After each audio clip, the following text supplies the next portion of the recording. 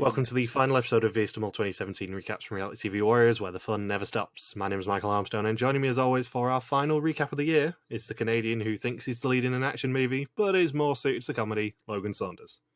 Good afternoon. Good afternoon. It's finally happened. We are at our final recap of the year. 59 episodes later. Wowzers. Yeah, wowzers. Arguably, not all of those you've been on, I have.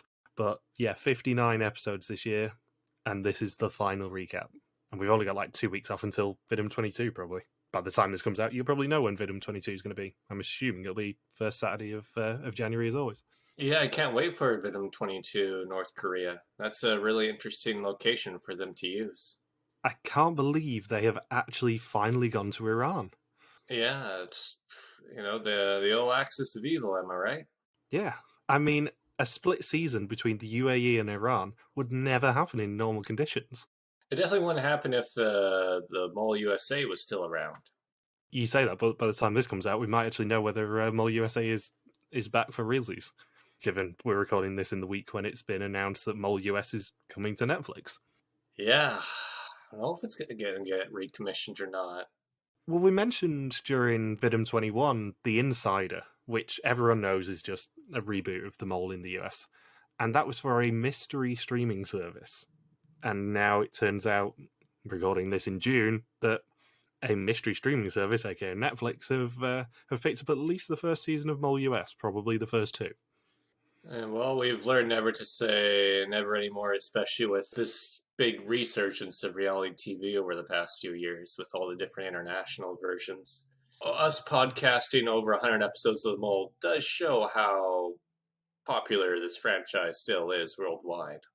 This is the end of our 12th season of Mole. That's a lot. Have we done 12 now? Done 1920, Renaissance, 21. Yeah, it's 12. I knew my maths was right. We've done six Vidum and 6 Belgium now. At least we're not favoring one over the other. No. I mean, that will change next year. Spoilers, because we're probably going to do more Vidum next year. I already know what seasons I want us to do next year, and I think we have had a brief chat about what seasons I want to do next year. But, yeah, at the moment, they are tied, as it stands. And, I mean, I've got to get this out of the way. For the first time all year, and the only time all year, Logan got the right mole at the end. Yay, me. I think this is also the only year of mole coverage ever that I've done where I have got every mole correct by the end. Because, spoilers for us doing our predictions at the end of episode 9, I did have Thomas finally in my number 1 spot this time. Oh, okay. We both win. I like that. We both win, technically, just you had him in your top 3, 2, or 1 every single week. Yeah, what was it? Number 1 7 times? Or no, number 1 6 times, number 2 twice?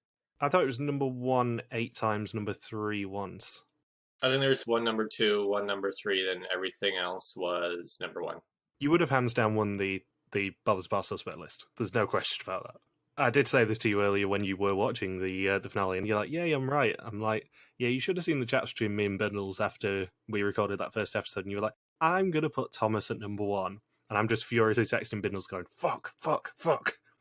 This is going to be less entertaining now. He's on the right track already. So then Bindles joined us for episode 3, and he's just like subtly tried to shove you away from suspecting Thomas all the time to make this entertaining all season.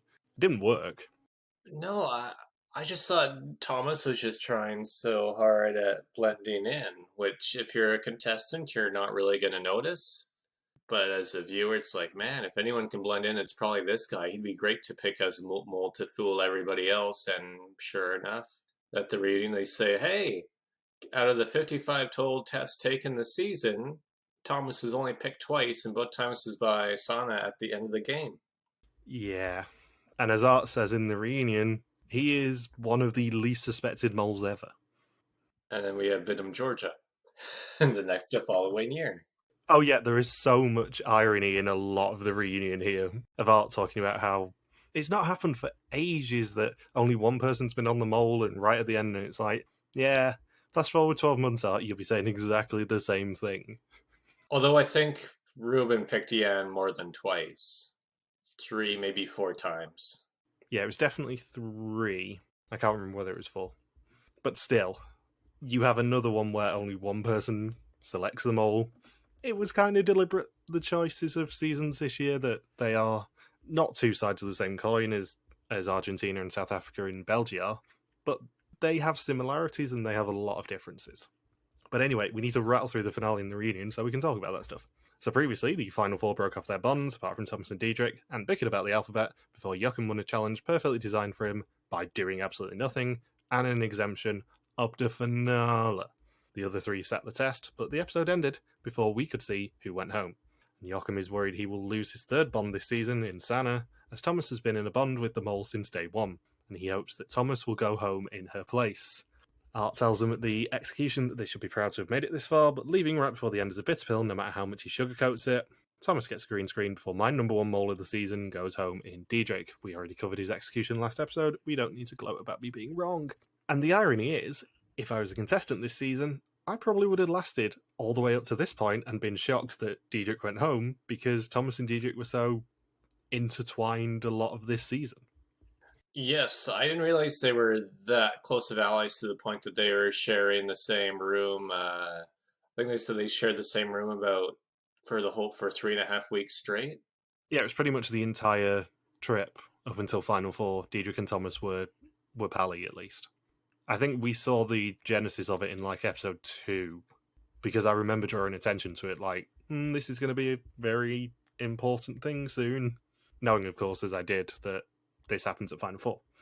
Sanne is in disbelief at Diederik going home, and Diederik says that he knew it was between him and Thomas as soon as Jochem got the exemption, so once Thomas got a green screen, he knew he was screwed.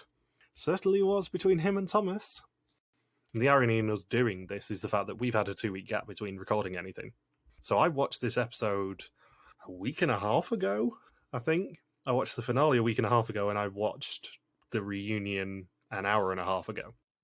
Yeah, well, what we did, of course, was we watched Diederik's execution in preparation for the last podcast. So I had about 80% of episode 9 to watch yesterday, and then the reunion. At least there was. I will say this though, there isn't quite as much recapping in episode 9 with the final 3 as there was this past season in Vidum 21. Yeah, as much as I do really, really, really hate them revealing the fourth placer at the start of a finale, because it makes it less likely you're going to pick the right person going into the finale, which is, stupid. It helps with the pacing a lot, because traditionally now the finales will have 2 challenges and then the final test and the reveal. When they have a Final Four execution going into this, or a Final Four test and execution at the start of it, as we have seen a couple of times, it does speed it up a little bit and make it feel a little bit less bloated as a finale. Yeah, by contrast, I've mentioned this a few times, the American version of the mole, it's always a 40-minute episode with the final 3. With Vidum, it's a 60-minute episode, and of course with Belgium, it's like 70 or 80 minutes. But Belgium does the whole reveal within the same episode, so that's why they can extend so much. Vidum always postpones it to the reunion show, so it's an extra 20 minutes that they're filling with the same number of challenges as the American version does in the final 3 episode.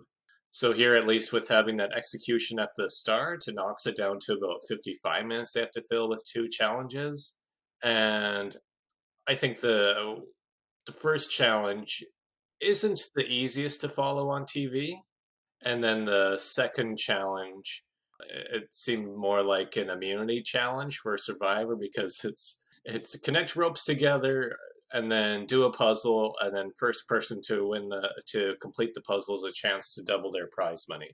Yeah, it's sort of ironic that you delayed the recording of this episode by 2 weeks to do more on Our Story for Amazing Race 21, where the main twist is double your money. Yeah. And then there is a challenge in this episode, which is double your money.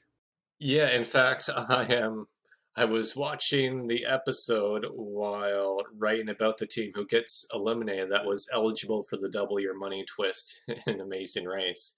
So it's like for one team it works out well, or for one person it works out well, and then for Amazing Race it doesn't work out so well. And our final shot of Diederik before he's in the reunion is his hat falling off as he puts his rucksack on, and then us getting the credits. The title of the episode is The End is in Sight, and they are in Fort Rock, and Sana says she's struggling still with losing people that she likes, which sort of implies to Jochem and Thomas that she doesn't like them. Yeah.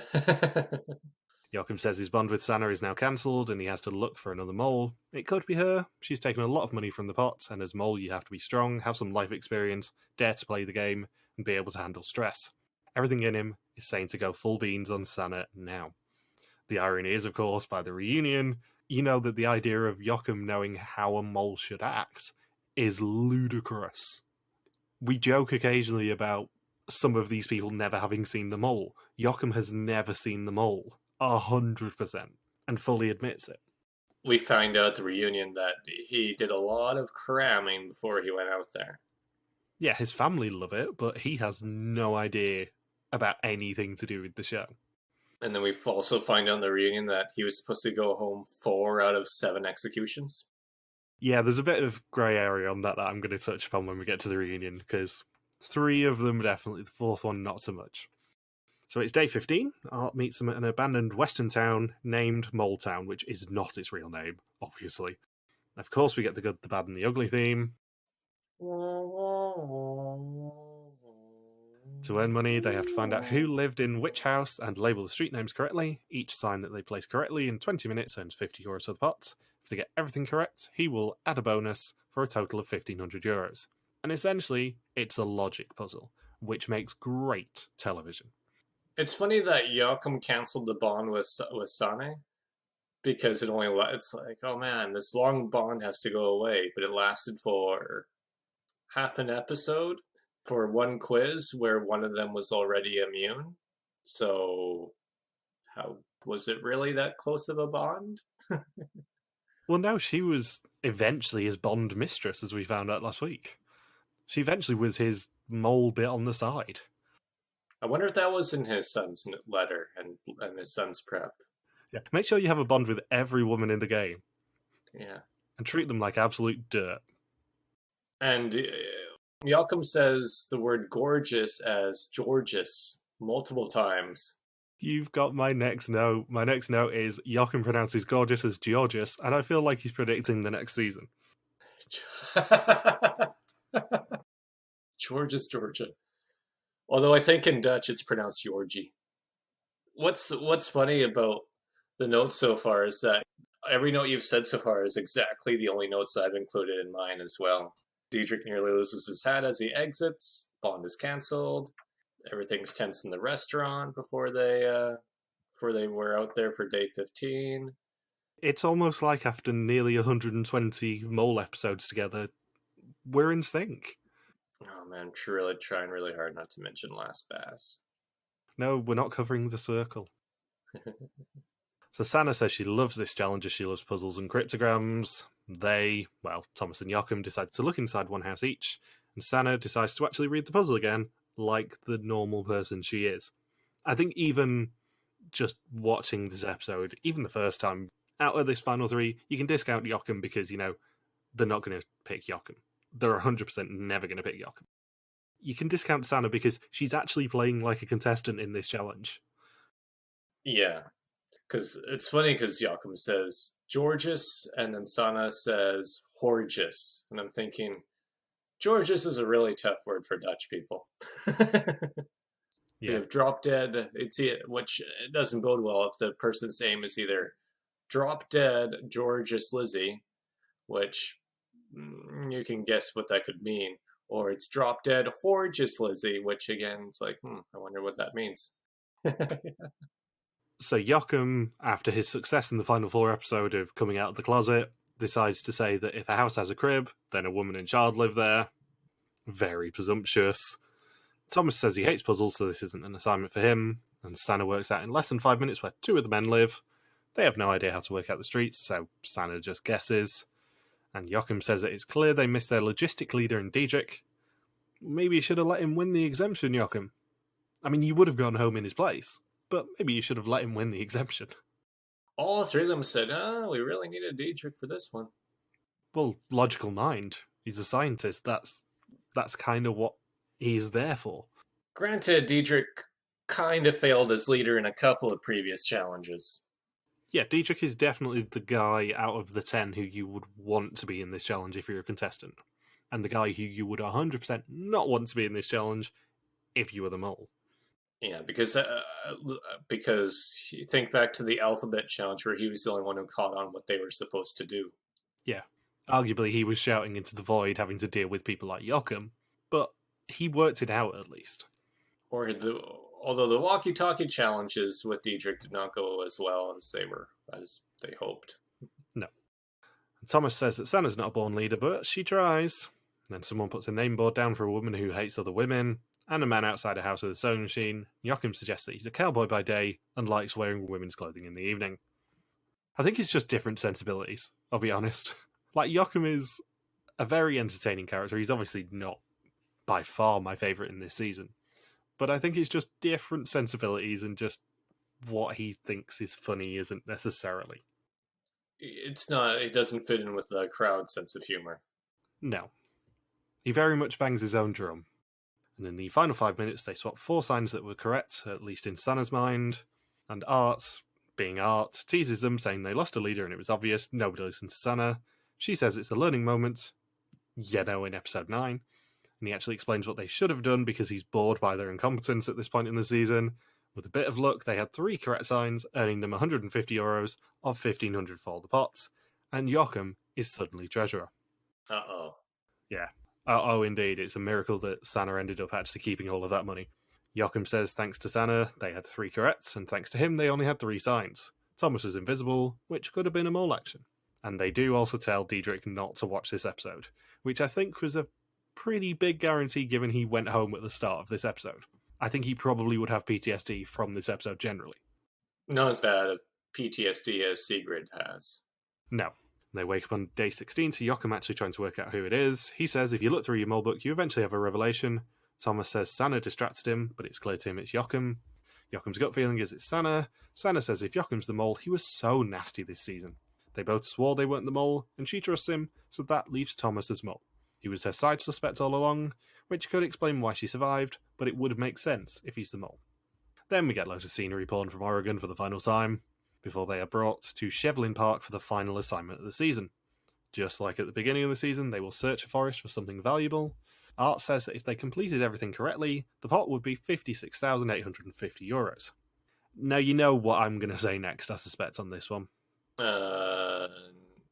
The actual amount? Yeah, it doesn't make sense.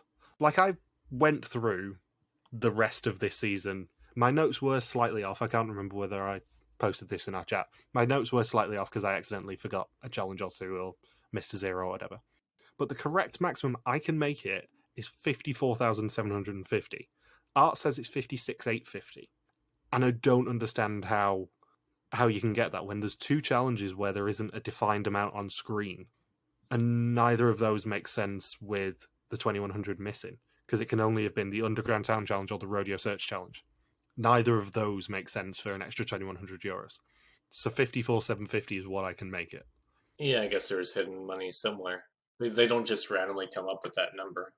No, that number just doesn't make sense from what we saw this season. And I did have to go back to every single episode this season and amend the maximum amounts, which was a fucking nightmare a couple of weeks ago. Did you connect all of them by a rope? I did end up having to connect them all by rope, but I think with the exception of episode 1 where there was only one challenge where they could earn money, I had to go back and correct every other amount, I think. It was a nightmare. I should note that one of the funny things that Jochem says about Thomas is he says, Thomas was invisible this season. I'm thinking, I think that's the whole point of who the mole typically is, blend in as much as they can. If you're saying that out loud about one of the other 2 contestants, your Moldar should just be like, beep, beep, beep, beep, beep, beep, beep, beep. Especially comparing Thomas and Jan, as we're probably going to do at the end of this season, given that they're the 2 additional moles that we've added for Vidim Historians this year. It's really interesting to see the contrast between their 2 styles, but both very much playing the contestant, but Jan being way more like overtly competitive than Thomas was. Both of them played brilliant mole games for different reasons, I would say. Yeah, they both like Yan was we'll find out in the reading that Thomas gets very cocky too. Very, very cocky towards the end of the game to the point that it leads to Sana pretty much discovering him. Yeah. But yeah, Yan was a lot more aggressive. He just wanted to see what he could get away with. While with Thomas, he's like, the group has trusted me, so I guess I'll just drop the ball here, I'll drop the ball there. But with Yan, it's like he went out of his way to sabotage. Yeah, I'd say Yan was way more overtly competitive as a mole. Yeah, Yan create. I would say Yan created the situations, while Thomas just, well, if you give me the situation, you give me an inch, I'm gonna just drag it out to an extra mile. Yeah, Thomas took advantage of situations, Yan made them. But I like both of them as moles. They're both very much near the top of my mole lists, which is, let's be honest, why I picked this season as my free choice for us to do. Is because Thomas is a cracking mole, and I thought it would potentially be more of a challenge than it was for you to try and identify him. Typical Saunders ruining my fun. Yeah, sorry about that. That's fine.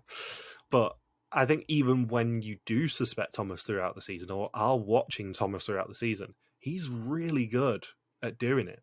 And I'll be honest, if we do end up doing more Venom Historians next year, which is fairly likely, I'll be honest, I am probably going to pick seasons with good moles at least, if I get a free choice on which ones they are, which, let's be honest, I will. I'm going to pick seasons that probably have really good moles just because I think a season is better when you have a good mole. Obviously, there is the odd exception, Belgium, South Africa, but as a general rule, a good mole makes a good season, but also it has to be accompanied by good challenges in a good location, as a general rule. Yeah, you don't want a really good mole in a terrible season where they do nothing. I mean, where production does nothing.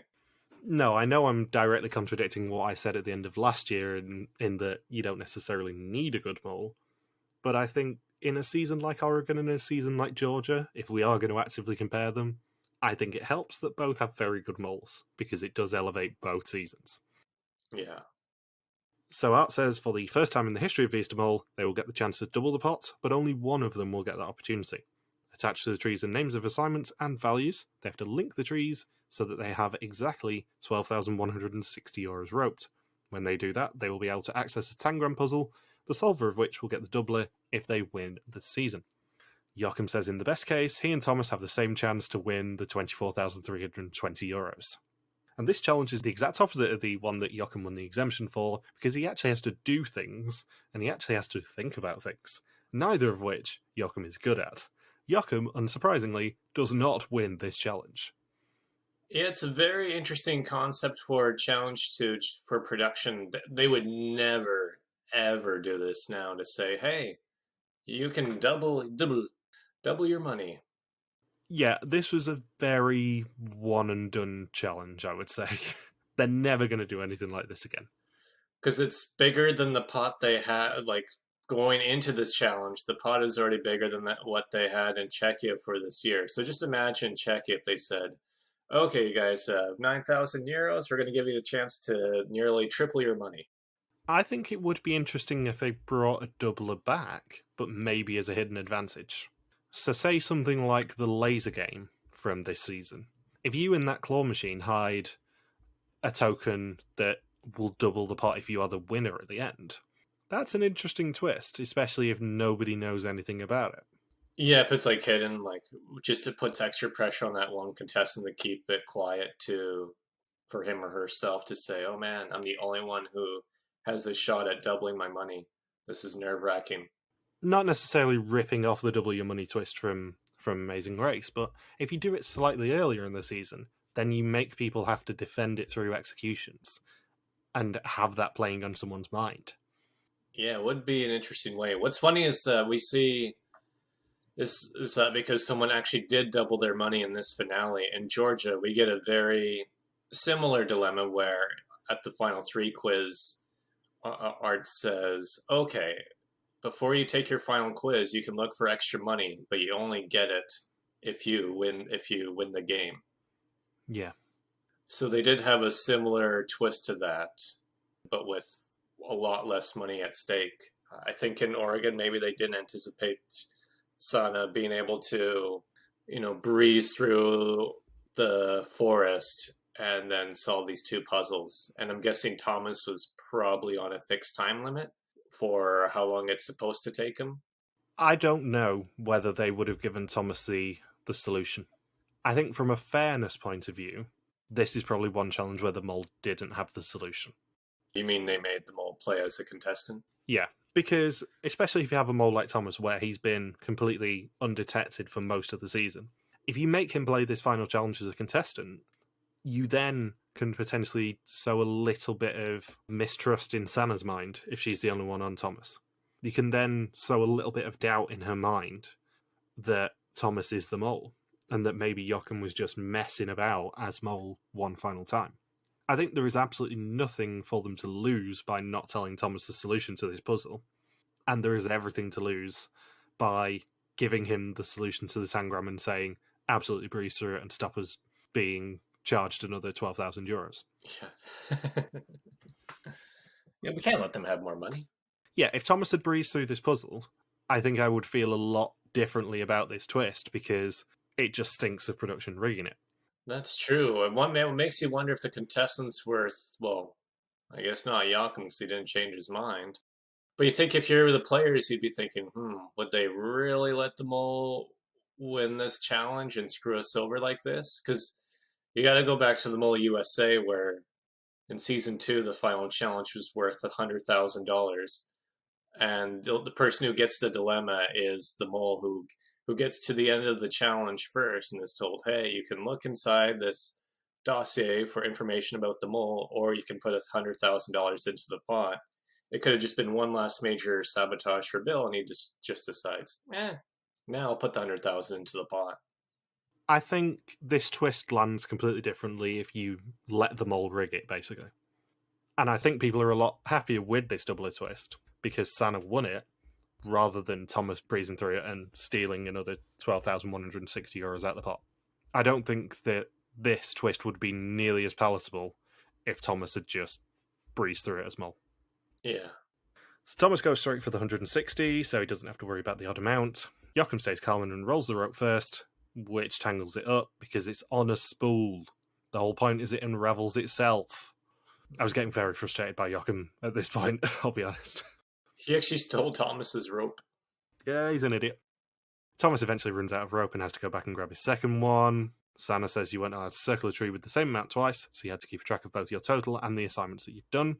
She struggles to count how much she has left, and she settles on €870. Her and Thomas then argue. He steals her rope and throws it at her, which was almost our banner until I watched the reunion. One of Sana's ropes came loose in the beginning, but that helps her find the €450 from the paper factory.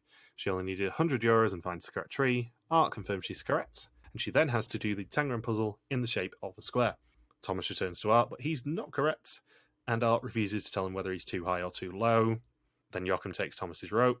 Thomas returns to Art and is correct as well, and Jochem also returns, but is incorrect because it's Jochem.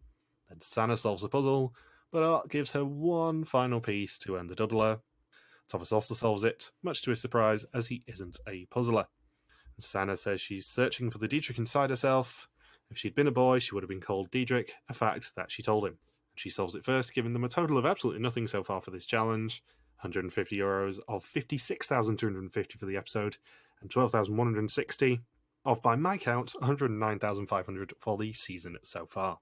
And Jochem is so in the zone, he doesn't even realise that the challenge is over. Yeah, I wonder how long he was stuck in the forest for. I think he was not just genuinely lost with figuring out the amounts, but I think he was genuinely lost in the Oregon forest. Oh, he's still living there now. He's not left Oregon. He just zoomed in for the finale, that's what it was. Yeah, it was a hologram.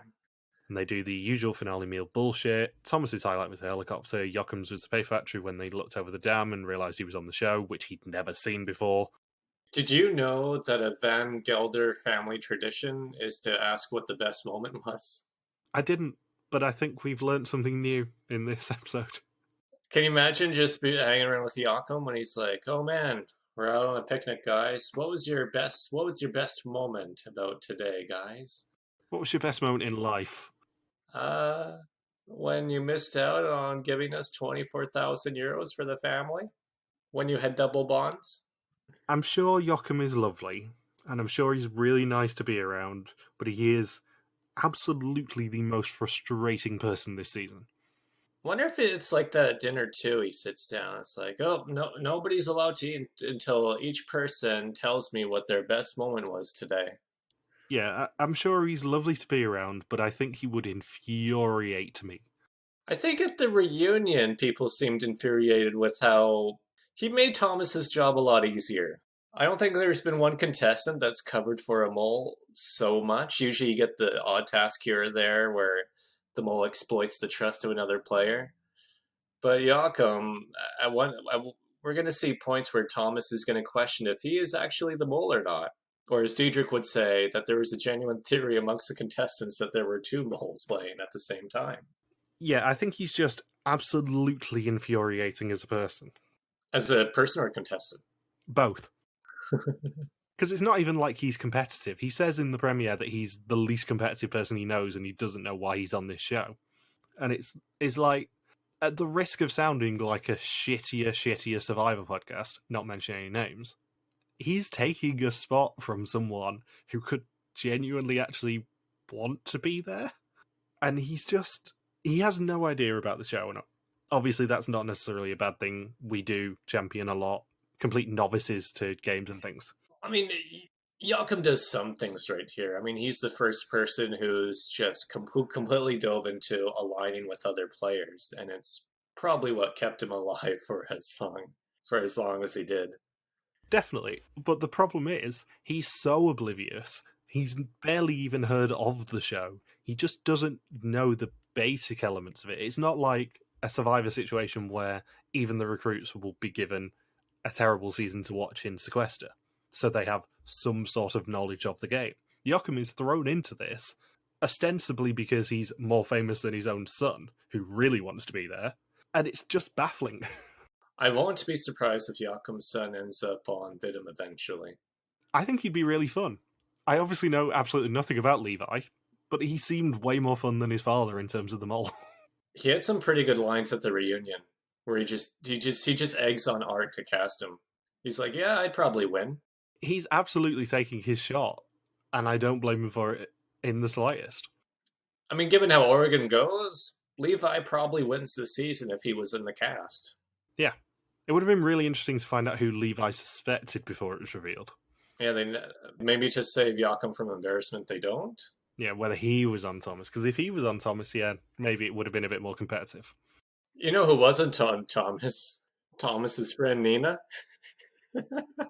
We'll get to her soon. She's our banner. So it's now time for the final test. 40 questions on the identity and actions of the mole. Whoever knows the most will go home with 12,160 euros and will unmask the mole. If that is Sana, she doubles the pot to 24,320. I want to say they really jump into the final quiz abruptly because they have this, because the recap isn't that long. They only recap like 3 or 4 tasks, I think, including Sana screaming in the amusement park. Yeah, all the time that they took executing Diederik at the start of this episode comes from the finale meal bullshit section, as I like to call it. Because it just abruptly ends, we go straight into the final test, and then straight into the quote-unquote suspicions. And what's funny is that I think Jochem is the only contestant ever who references the TV show Bonanza. Because he says, yeah, when we were riding on horseback, it was like I was in the TV show Bonanza. And I'm thinking, how old are you? I'm thinking, I don't know if too many people under the age of 60 ever reference Bonanza. The only reason I know about Bonanza is because the people I know who talk about it are now over 70. I'm pretty sure Jochem is the oldest person in this cast. Well, his son is a teenager, right? Or Levi looks like he's 16 or 17. I think he's probably at university. Oh, okay. Because Jochem said that he lives in Utrecht, his son. So I assume he's in Utrecht for university. And also that would then make him old enough to be cast for the mole. Oh, okay. So maybe, yeah, probably Jochem. Yeah. Jochem is probably at least 50. I think he was late 40s at the start of this season. But I don't know for certain. I think the season aged him by 10 years. Couldn't find his way out of the forest. So Thomas claims that he has changed moles. He's going fully on Jochem. He bid €3,500 on the last Joker in the auction. It's not worth that much, and he cheated the group out of money. He gave Thomas a missing note in the June assignment to cost them the €1,000. Jochem is on Sanna. She's a master manipulator. She led them astray on the driving route, a complete mole action. She also messed up the alphabet, despite being a writer. Sanna's going for Thomas's mole. With the last assignment, he was in the key position and didn't succeed. Sometimes he just didn't make money. He didn't hear Emanuela whistle on the horse shooting challenge because he had earplugs, but she heard everything when she had the earplugs in. They all submit different moles. Thomas is on Jochem, Jochem's on Sanna, Sanna's on Thomas. One of them's correct, one of them's very much not, and one of them is the mole. Now, I have to say this. Sparks Lake is one of the coolest reveal locations they have ever used. It is fucking gorgeous. What I like is that all three of them are wearing regular clothes suitable for being on Sparks Lake, and then Art is in a suit straight out of Austin Powers.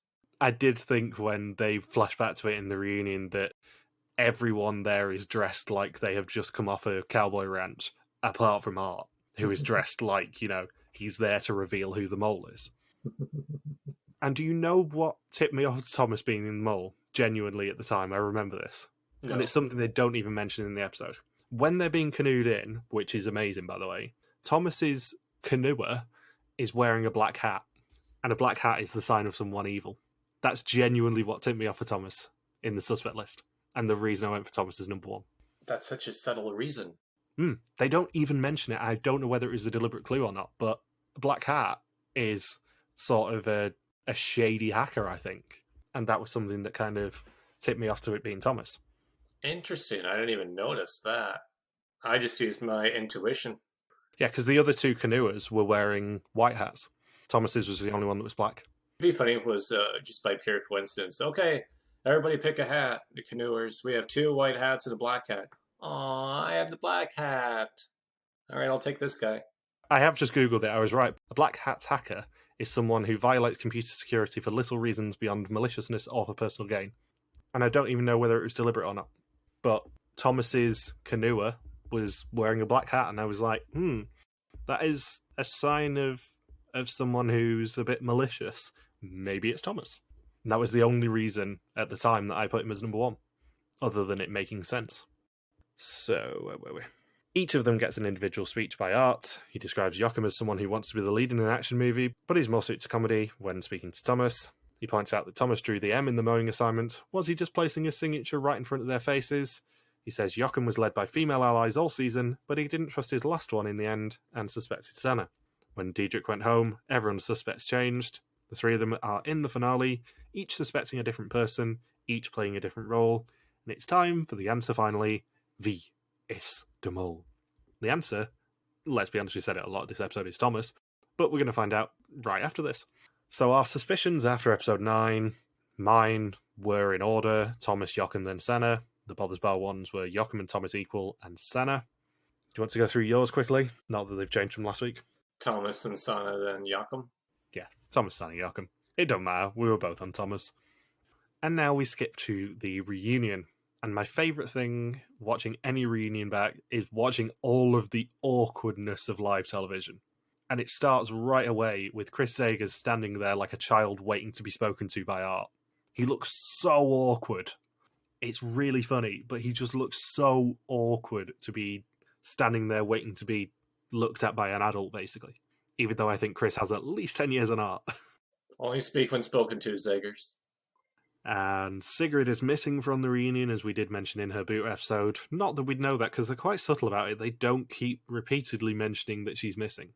Yeah, why did that's such an odd thing to just keep repeating? Because I think they say it 3 times during the reunion. They say it at the very beginning, I know for sure, when they initially have the contestants at the table, where Art says, "By the way, guys, before we even start, Sigrid couldn't be here, and someone who felt like almost wasn't here was Vincent." Like Art made a joke of Sigrid's absence as a way to make fun of the first eliminated contestant. I did say this in Sigrid's boot episode. I think she just wasn't over the fact that she lost. I think she genuinely had a bit of PTSD from this show and was like, yeah, I'm not opening those wounds, sorry. Because she is one of the very, very few people to not attend a reunion of the season that they're on. She is the last person to have not attended the reunion of the season they were on, and I think she's only 2nd or 3rd person who didn't attend, and one of those died of cancer. What? Do you not know this? One of the really early Vidum winners died of cancer between filming the season and it airing. Like one of the Angela seasons? Was it an Angela one? It was an Angela or a Carol one. I can't remember which. I think it was the first Carol one actually. But she won the season in the end, and they ended up donating her winnings to charity. How do you do a reunion there without when the winner died? I don't know. I've not actually seen that season. Yeah, that'd be an interesting. I know I don't because that's all the ones we have access to are from Mexico onwards, right? Yeah, it was Carol's first one. So that's like 2004, 2005, So this was 2006. 2006. Oh, okay. The season finished airing on the 12th of May 2006, and Frederic, the winner of that season, died on the 3rd of April. Wow, that wouldn't have even been that long before the reunion then. No, it was like 5-6 weeks before the reunion. That's a tough one. I can't imagine that happening. Like, of course, the example in North America is with the TV show Murder in Small Town X, where the winner died in 9/11, but they didn't have a reunion show for it. That's because everyone died. They got murdered by Yeah, I can't remember what's the guy's name? It was the Scarlet something was the order. The Order of the Scarlet Lupine, was it? Oh man, it's been such a long time since I've seen all of Murder in Small Town X. Well, I don't think I've had access to all the episodes since it originally aired 20 years ago. I'm saying this now. I'm not watching that show for this podcast. I can't remember whether we've discussed this, but I watched the first episode of the British one, and bearing in mind I was like 8 at the time, I had nightmares for a week after watching the Murder Game. Oh, that was the same for me because I was 10 when the American season aired, and those bits freaked me out. I could not sleep. But 20 years later, I don't think you would have the same problem, Michael. I think it would seem very, very tame. There are only 2 shows that I've ever had nightmares about, and I cannot believe I'm actually talking about this on the podcast. They're both sort of about the same era. It was about when I was 7 or 8. First one was The Murder Game, which is the British adaptation of Murder in Small Town X. Was terrifying as a child. The second one, weirdly, was Fought by Hard when people got captured. That one's sort of less forgivable. But yeah, The Murder Game gave me nightmares for a good week, and I have not seen anything after episode 1 as a result of it. It's really episode 2, because it's the first death one, because they did the training episode as episode 1. But yeah, I haven't seen anything after the first death in The Murder Game as a result of that. And I mean, I wouldn't have nightmares at 28, hopefully, about Murder in Small Town X, but I still wouldn't necessarily be comfortable about watching that show. Wonder if anyone has it. If anyone would have Murder in Small Town X. I know it is definitely floating around because there is a podcast that covered it not too long ago. Really? They covered the American one and the British one, and literally this week, I think they're starting doing Whodunit. Oh, wow. Okay. Which is a show we have a personal connection with. Really?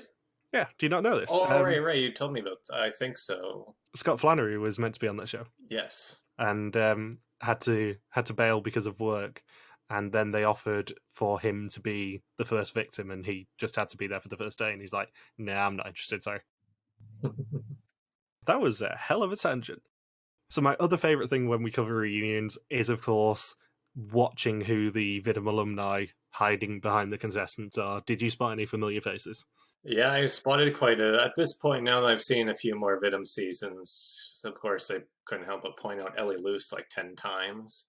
Rick was seated behind Thomas. Yeah, bearing in mind with the Ellie Luce thing, this was a year after she was on the show.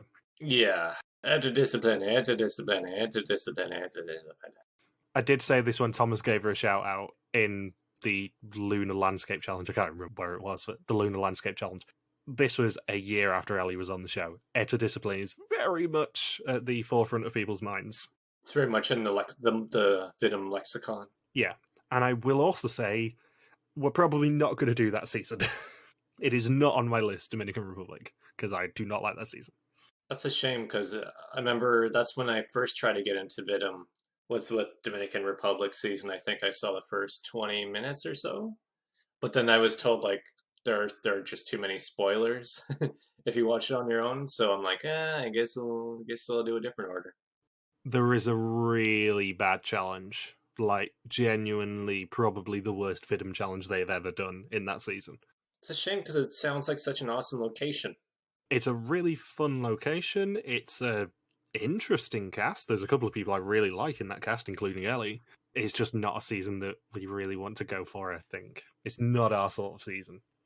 There's a challenge in that I will 100% rant at if we ever actually end up doing it.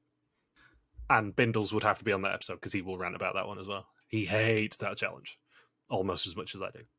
So yeah, on the subject of Vidum alumni, Rick's obviously there, weirdly being a thing 2 years after he was actually on the show. Patrick's there from the Mexico parish and also from Renaissance. Ellie Lust is over Emanuela's shoulder and then later actually shouted out in the episode. And then she comes over at the end to like bow before Thomas in the closing credits. Yeah, really interestingly, someone else who's there and is conveniently far away from Patrick is Patrick's ex-boyfriend, who was also on Vidum. Interesting. Also interesting is the fact that one of Rick's exes was also in the building.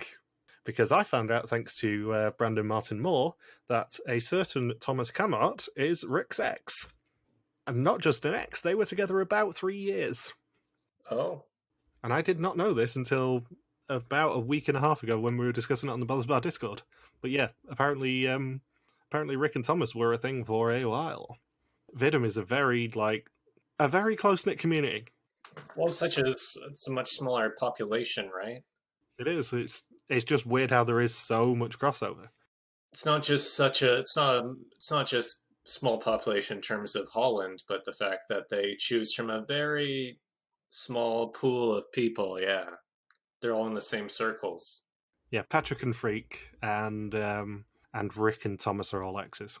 And then there was another couple who I believe are still together who actually met on Vidum, who were visible in the audience from Dominican Republic.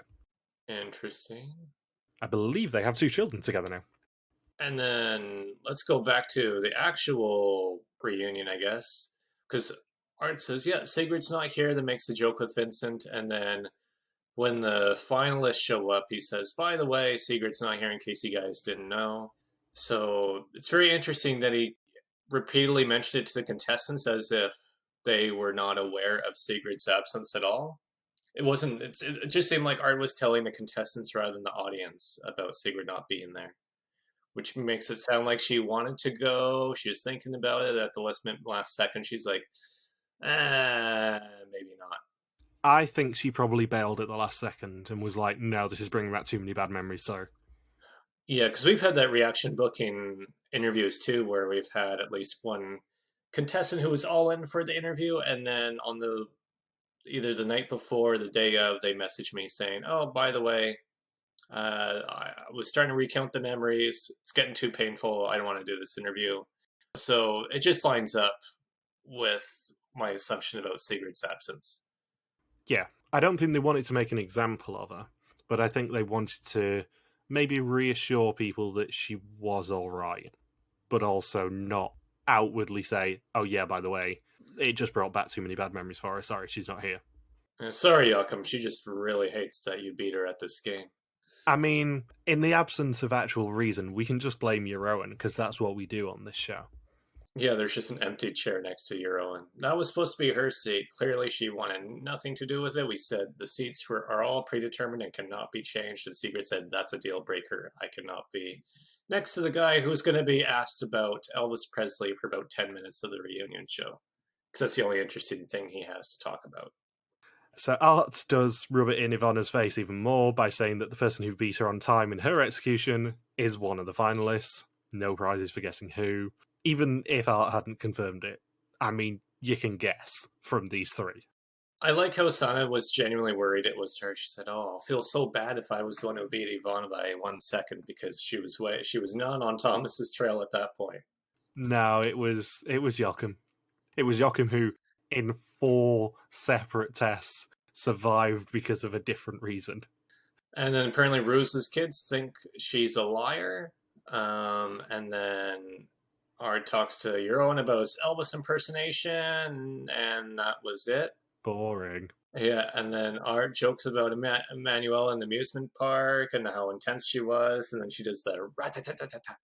I mean, I love Emanuela. It's such a shame she couldn't come back for Renaissance, but she's such a fun character. And I know I said so much about her during the season, but she is by far the star of this reunion and the star of this season.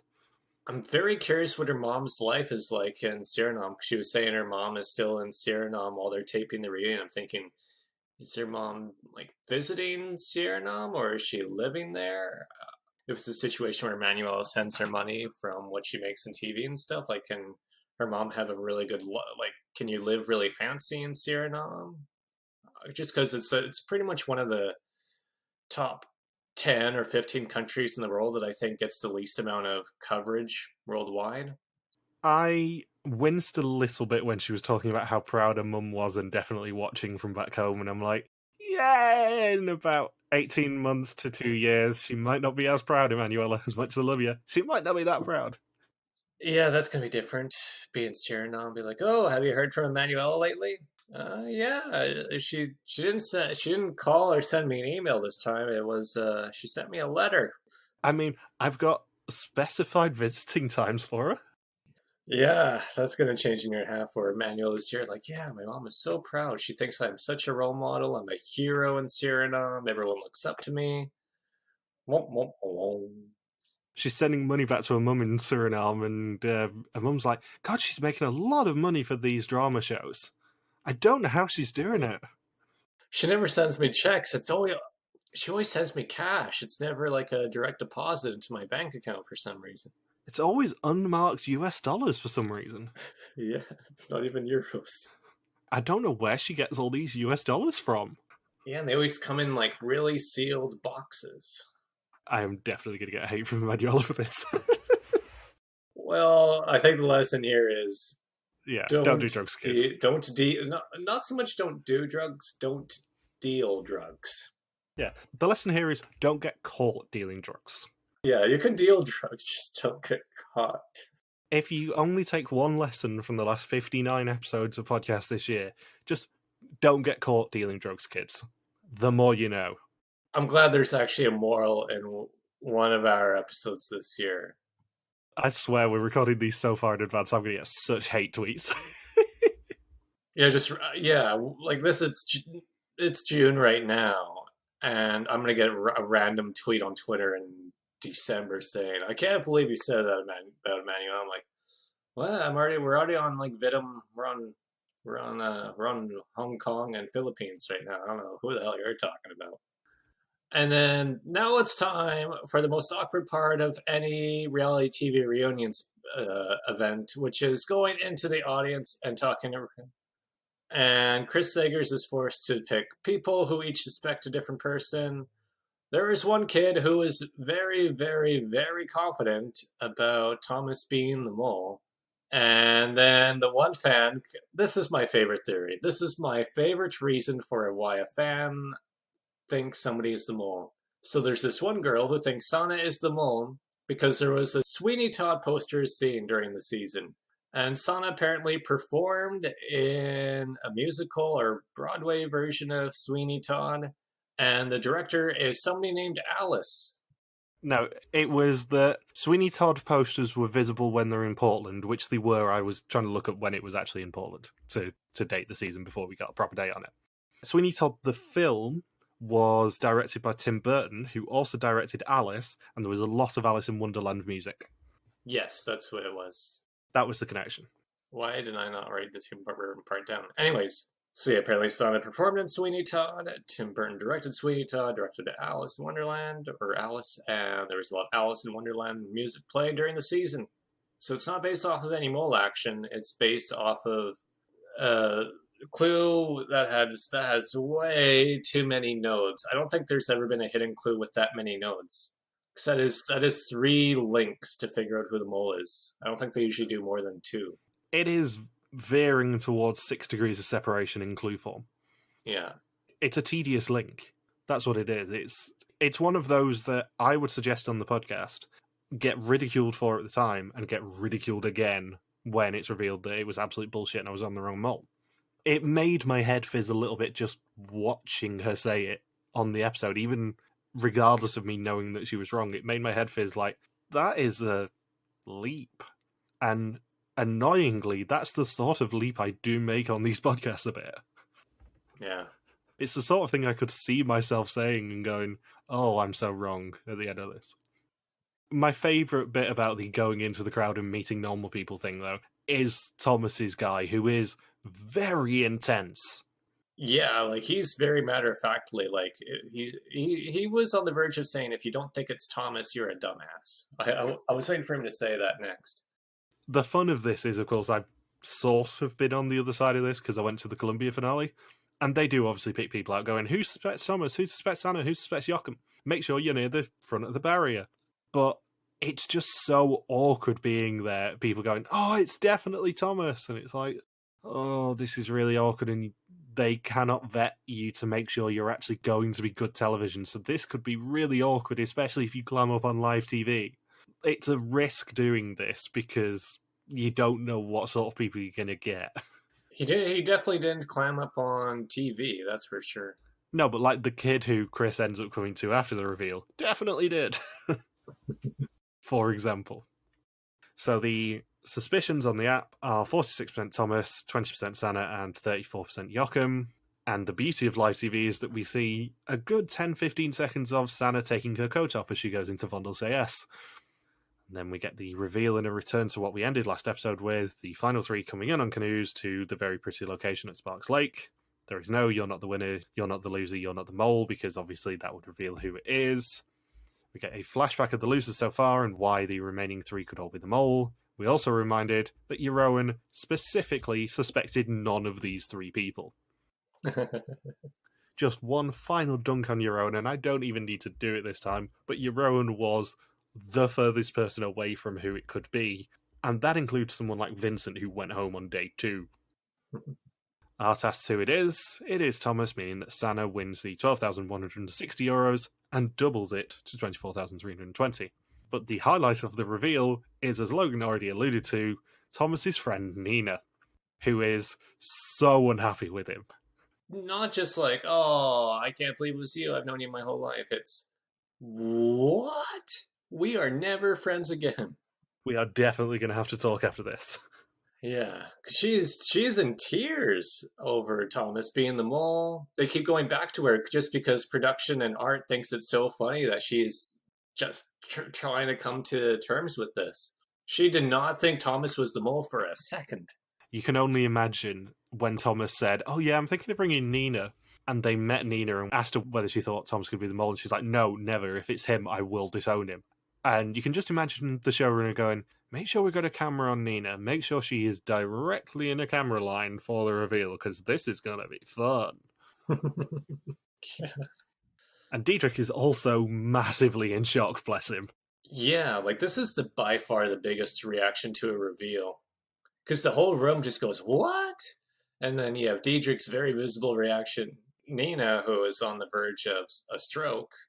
I mean, we love to put this in historical context, and obviously I've seen every season pretty much that surrounds this one.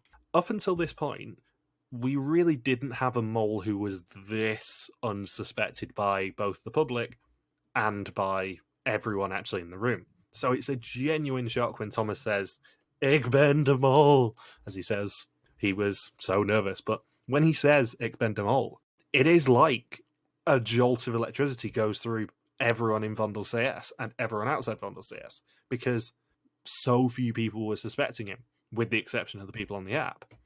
Contrast that with Jan a year later. It was pretty much 30-30-30 on the app, and so few people in Vondel CS suspected him, but nobody's jaws dropped in the same way. None of the cast members or their friends had a heart attack when it was revealed. Diederik and Nina both looked like they needed medical attention. It would have been very interesting to see this reveal done live in Vondel CS like they did with Georgia onwards, and have them standing on the stage actually outside surrounded by the crowd, because this is the last one where they do it in this style of having them all sat together at the table and then revealing the recorded one. Obviously, we get the China one because it's a necessity, but we don't have them sat in the table in Vondel CS and then have everyone reveal and the room erupts in the same way after Thomas. And I don't think they could have topped it had they done it again.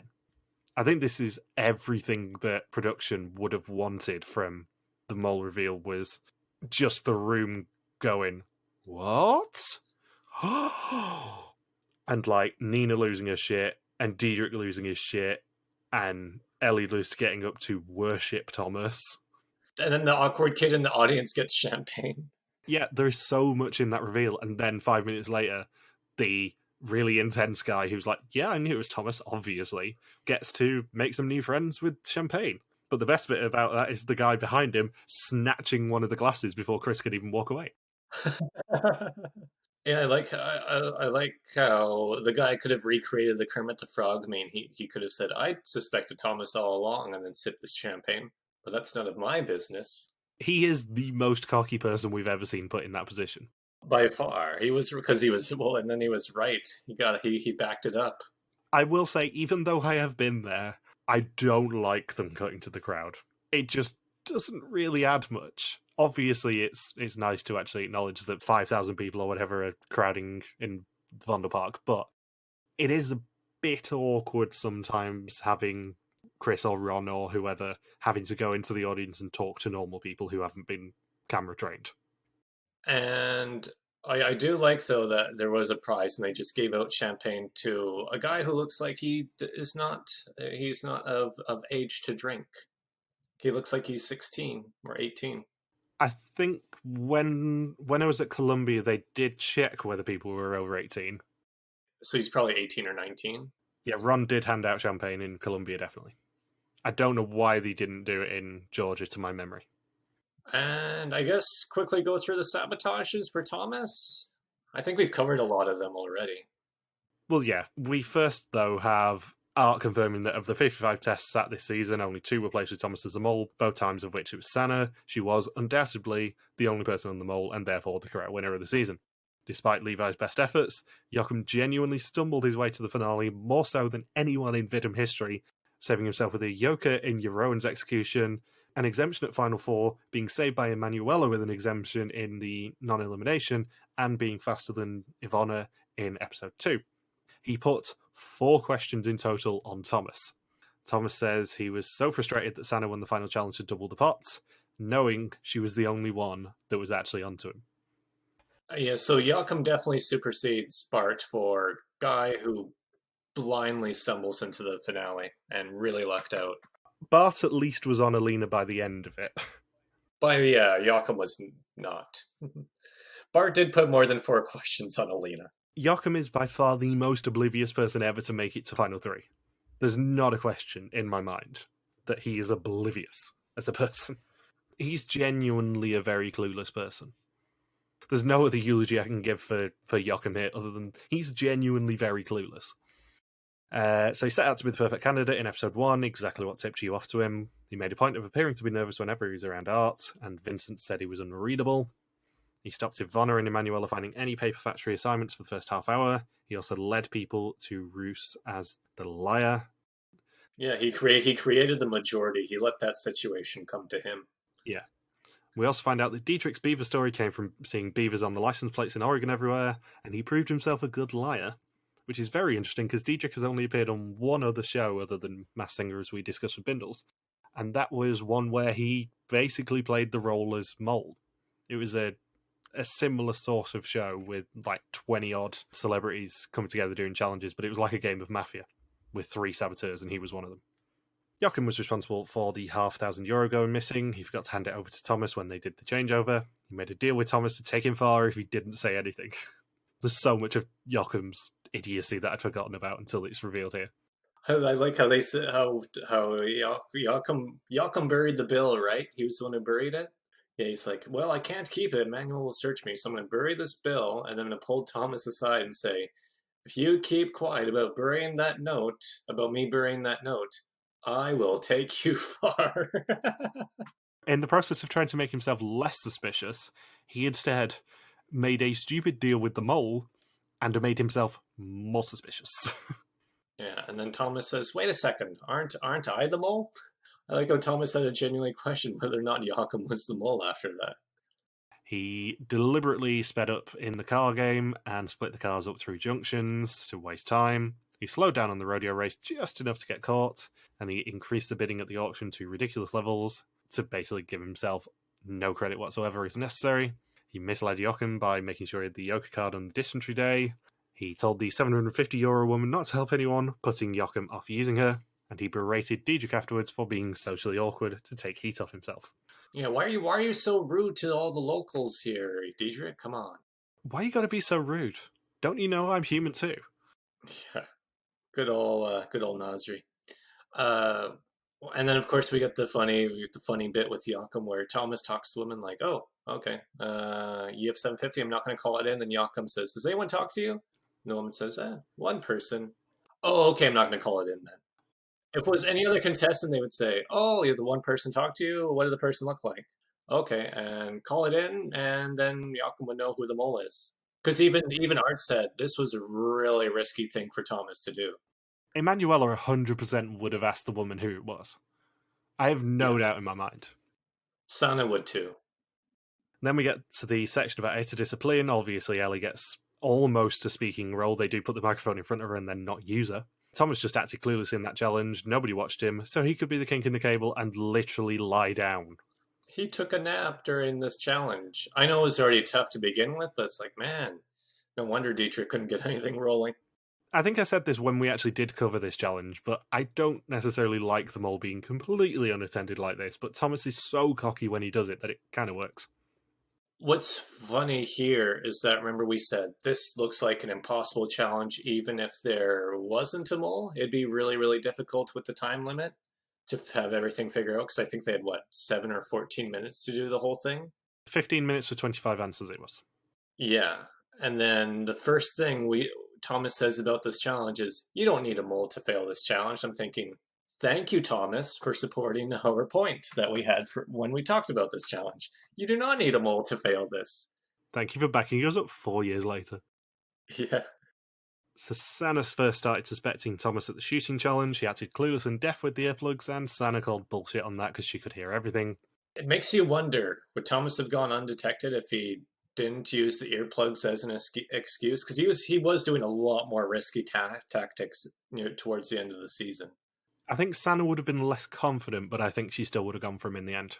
Because he was always kind of her second, third suspect in the early part of the season.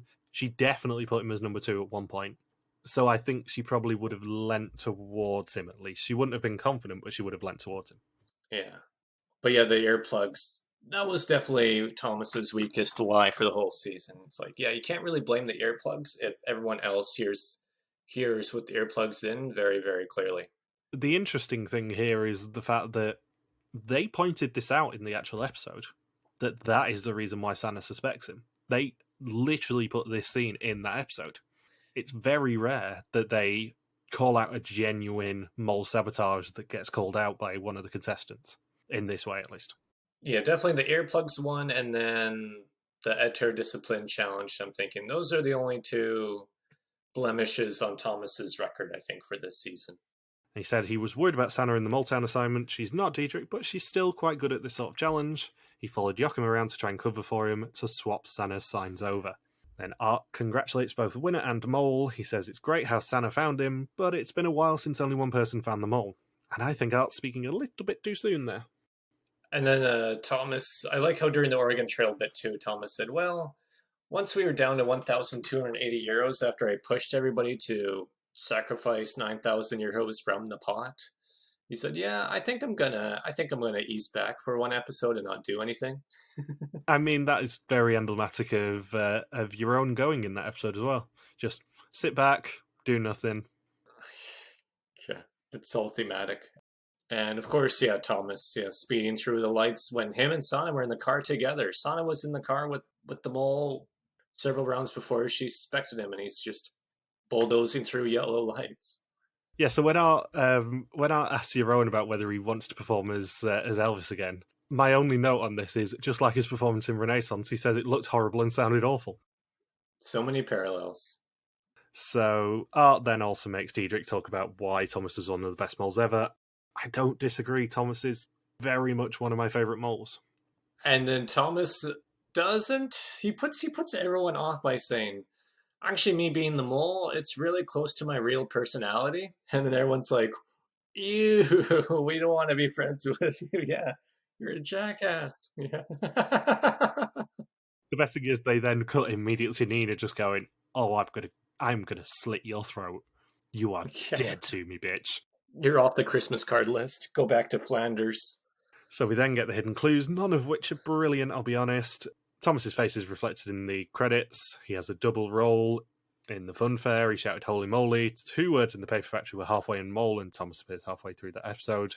Episode 4's title was more than normal. He had more lassos than everyone else. Episode 5's title was holding the ropes. He held the cards before handing them out. The end is in sight was episode 9's one, and the title ends in the letter T, which is Thomas's initial. The books were also a hint, as we mentioned at the time. The Miss Mole clue was a real clue. They didn't actually mention it in the episode, but that was just a hint to say everyone is missing the mole, maybe have a look at it. But the more important one there was the other book that Art showed, which is called Every Contract Leaves a Trace, as a reference to Thomas's most famous role in Soldier of Orange.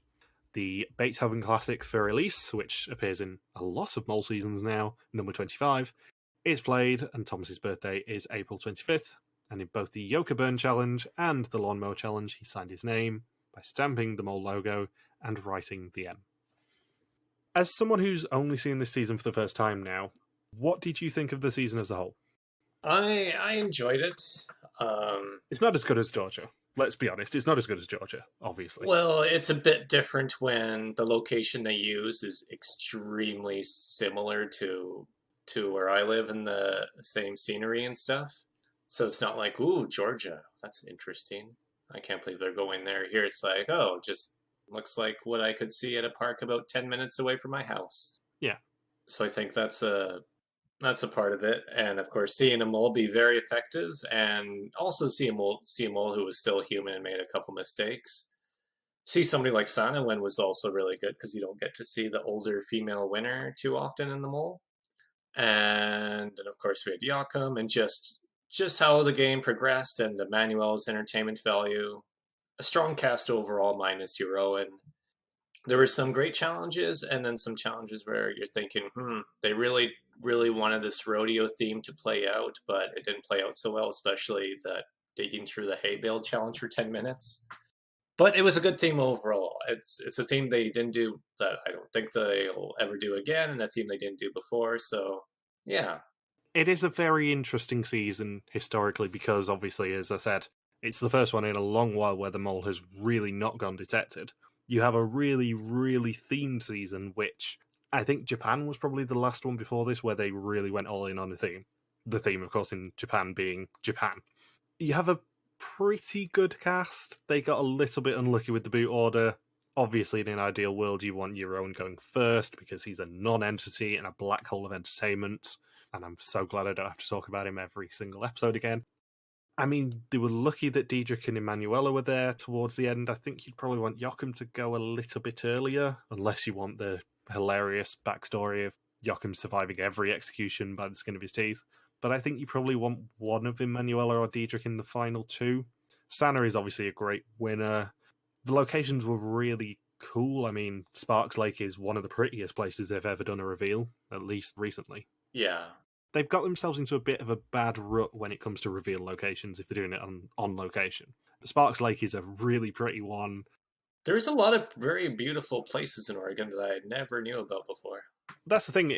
I mean, I know you said that it's an area that is very similar to where you live, so it's less exotic for you, but it's a really good choice in the end. It's just not the first choice that you'd think they'd make. And of all 50 states, yeah, Oregon would be somewhere in the, I hate to say it, but somewhere in the bottom half if you had to assume where they filmed the season. Yeah, it's not a choice that you would necessarily think of off the top of your head, but it's an interesting choice in the end and a very pretty backdrop for a lot of these challenges. I mean, stuff like the hot air balloon is brilliant when you've got a beautiful location like this and the reveal is in a beautiful place. Obviously, there's some stinkers of challenges in there. Not going to defend the hay bale challenge. Not going to defend the entire shooting challenge in the Oregon Trail that's worth like 12,000 euros. But then you get stuff like the Underground City challenge, which is really fun. And then you give them points for doing stuff like the Oregon Trail episode. Yes, in the end, it probably falls a little bit flat, but not only do you get rid of your own, you also have a really fun thematic episode. Which they do not do.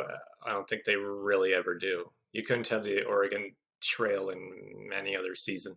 No, I don't think you'd have anything that's so heavily themed episode-wise after this season.